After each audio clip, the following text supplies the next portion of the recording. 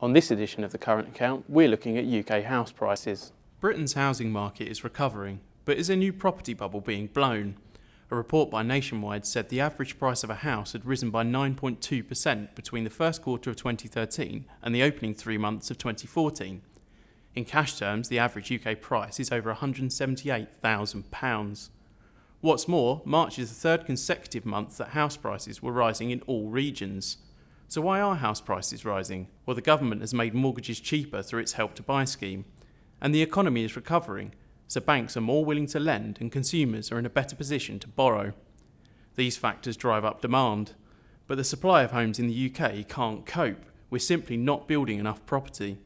This significant imbalance is driving prices up. So is it a bubble? The market fundamentals of supply and demand are pretty solid, and house prices in most UK regions are still below their pre-financial crisis peaks. Indeed, the headline house price data is heavily distorted by what's happening in London, where the supply and demand imbalance is particularly acute, and the market for ultra-expensive luxury property spills over into prices elsewhere in the English capital.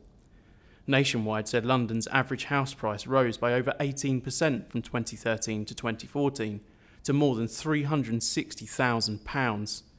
So bubble fears come from the increasing flow of mortgage credit. This is of particular concern because of the Bank of England's base rate, which is at its record low of 0.5%. When the bank hikes rates and mortgage repayment costs inevitably rise alongside, will it trigger a wave of defaults? Or will the gradual increase the bank is planning be enough to limit any interest rate shocks? And Bank of England figures show that the level of mortgage approvals is at around 70,000 a month, which is still below the pre-financial crisis norm of around 90,000. There's a loose consensus among economists that there's no UK housing bubble yet, but most say there's a risk of a bubble unless the government and Bank of England are careful.